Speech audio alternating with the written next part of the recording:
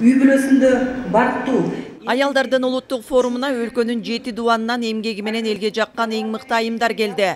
Алардын дээрлик бардыгын аялдардын коомдогу орду, ролу түйшөлтөт. Жалал-Абад жергесинен келген Дамира Алимжанова да коомдогу бардык маселелер эненин жүрөгү аркылуу өткөндө гана өсүп өнүгүү болот дейт. Эне бар жерде тазалык бар.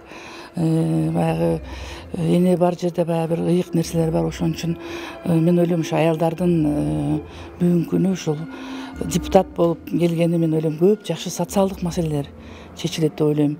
Себеби бардык ушул эң оор маселелер менен ойлойм социалдык тармакта. Ар бириңизге таазим кылам. Аялдар кеңеши коомдук бирикмесинин төрайымы Айнуру Алтыбаеванын айтымында аялдарды ойлондурган маселелер арбын.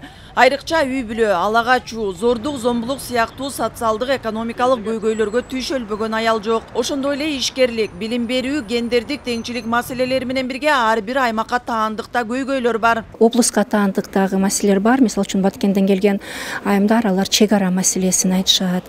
Алардын баягы коопсуздук маселени көбүрөөк көтөрүшөт.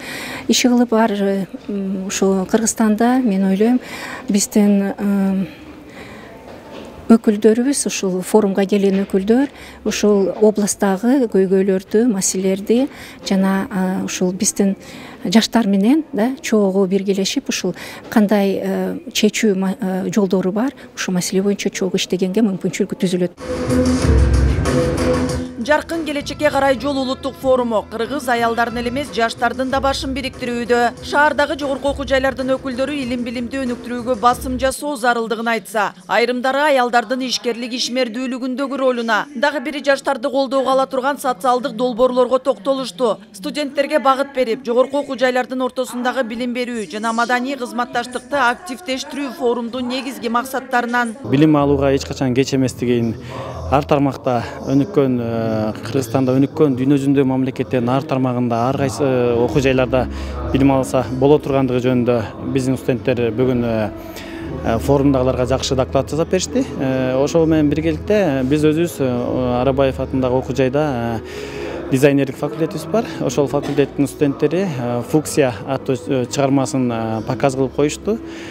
Бизде болсо бүгүн жакшы колдоо болду. Бизден сырткары дагы бул жерге Бишкек шаарындагы дээрлик 10го жакын жогорку окуу жайдын студенттери катышып атышат, мугалимдери катышып атышат.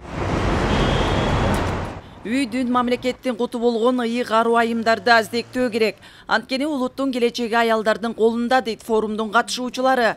Негизи аялдардын колунан баары келет. Маданий жайда уюштурулган көргөзмөдөгү буюмдарда көөрү төгүлгөн чебер уз айымдардын колунан жасалган. Кыргыз элинин жашоо мүнөзүн, философиясын, руханий байлыгын ушул буюмдар чагылдырып турат. Кыял Шаршеева, Нуркамил Асанов, Ала Тоо 24.